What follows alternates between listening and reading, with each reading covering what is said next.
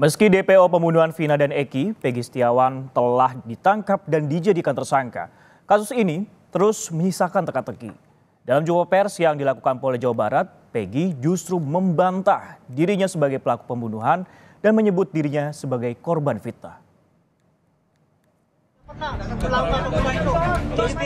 Saya rela mati.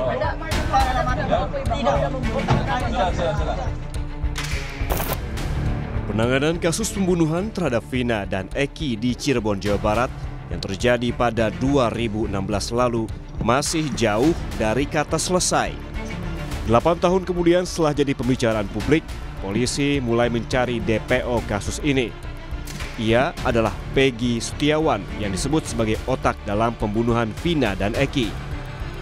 Namun, setelah penangkapan dan penetapan Peggy sebagai tersangka, masih banyak tanda tanya bermunculan. Terlebih setelah Polda Jawa Barat menggelar jumpa pers yang menghadirkan Peggy Setiawan. Pada kesempatan ini, Peggy membantah keterangan penyidik di depan wartawan. Peggy bilang ia adalah korban fitnah. Peggy juga mengatakan rela mati bila melakukan pembunuhan. Namun, petugas langsung membawa Peggy kembali ke tahanan.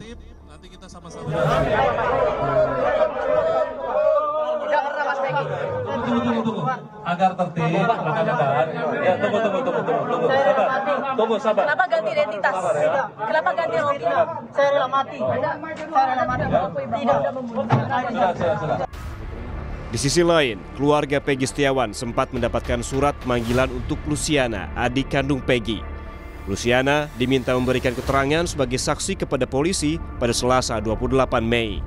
Keluarga juga dimintai tanda tangan. Ada 2 buah surat dari Polda Jawa Barat yang diterima di 2 waktu berbeda. Orang tua Peggy akan berkoordinasi dengan kuasa hukumnya terkait langkah proses hukum yang akan ditempuh. Saya serahkan semua ini sama pengasih saya saja.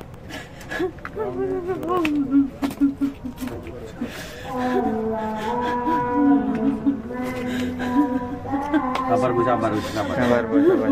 Sabar. Ibu tetap kuat kan, bisa kuat kan melawan. Ibu kuat melawan kan, semua ini kan kuat. Demi anak ibu berani kan? Saya berani. Apapun yang terjadi ibu berani. Apapun yang terjadi saya berani. Anak saya tidak melakukan kesalahan itu.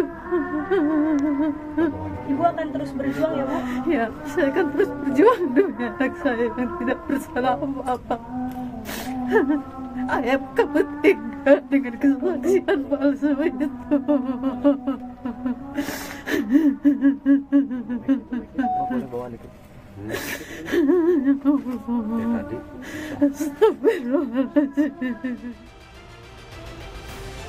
Pekerjaan rumah polisi masih banyak untuk menuntaskan kasus pembunuhan Vina dan Eki dengan seterang-terangnya. Proses penyelesaian yang transparan tentunya jadi harapan keluarga korban agar kasus ini bisa selesai dengan mengutamakan keadilan. Tim Liputan, Kompas TV. Untuk mengetahui perkembangan terkini kasus pembunuhan Vina dan Eki, kita langsung sapa jurnalis Kompas TV Ahmad Fadilah di Mapolda Jawa Barat. Fadil, selamat siang. Langkah apa lagi yang akan dilakukan polisi setelah kemarin polisi akhirnya merilis tersangka Peggy? Sisko dan Sarah, kemarin Polda Jawa Barat sudah menetapkan 1 tersangka utama atau otak pembunuhan terhadap Vina dan Eki, yaitu Peggy Setiawan alias Perong alias Robi Irawan, di mana peran Egi pun terungkap bahwa tidak hanya melakukan pembunuhan terhadap Vina dan Eki, Peggy juga melakukan upaya tindakan asusila terhadap korban Vina seusai melakukan tindakan pembunuhan terhadap para korban.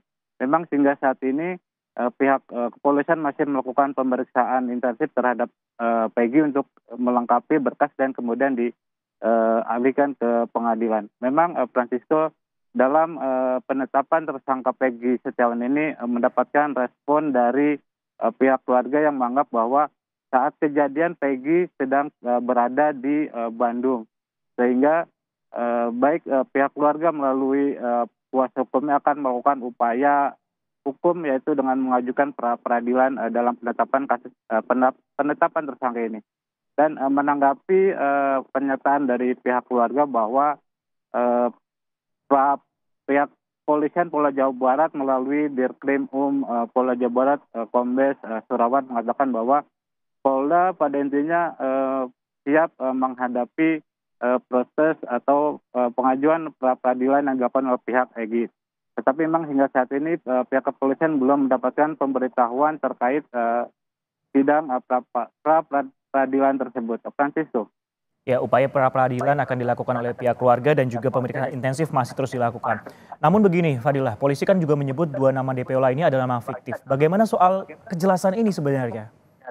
Ya, Francisco, memang kalau melihat dari sejak kasus Vina dan Eki ini viral dan menjadi pembicaraan publik, pihak Polda Jawa Barat langsung melakukan penyelidikan dan penyidikan sehingga awalnya rilis pertama Polda Jawa Barat menetapkan 3 DPO dalam kasus Vina ini, yaitu Peggy Setiawan alias Perong alias Robi Irawan, dan ada Dani dan Andi. Dan pada kemarin pun pihak Polda Jawa Barat memastikan bahwa dalam kasus Vina dan Eki ini hanya ada 1 DPO, yaitu Peggy Setiawan alias Perong alias Robi Irawan. Pihak kepolisian meyakini bahwa dalam kasus ini tidak 11 tersangka tetapi 9 tersangka, dan tambahan 1 tersangka itu adalah Peggy Setiawan. Setelah melakukan pendalaman dan pemeriksaan terhadap para terpidana yang saat ini sudah menjalani hukuman di penjara dan 1 terpidana sudah bebas, hal ini diyakini bahwa hasil pemeriksaan tersebut kepada mereka ini tidak ada nama lain selain Peggy Setiawan yang melakukan atau menjadi otak pembunuhan Vina dan Eki ini. Sehingga hal itulah menjadi dasar pihak kepolisian dalam kasus Vina ini hanya ada 1 DPO, yaitu Peggy Setiawan.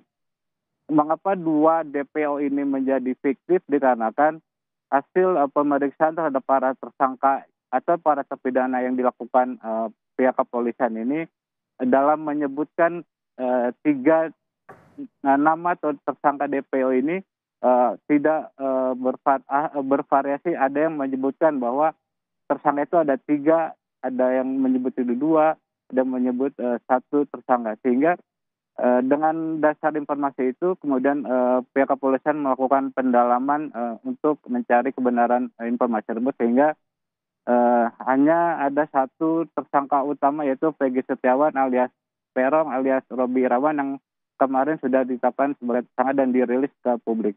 Francisco. Baik, Polda Jawa Barat yang tadinya menetapkan 3 orang DPO sekarang menjadi 1 DPO karena ada alasan fiktif. Nah, yang juga cukup menarik sebenarnya, Fadilah, ini kan ada pemeriksaan Peggy ini menjadi yang tersangka terakhir seperti itu ataupun juga otak pelaku. Akankah akan memeriksa saksi-saksi lain selain pihak keluarga?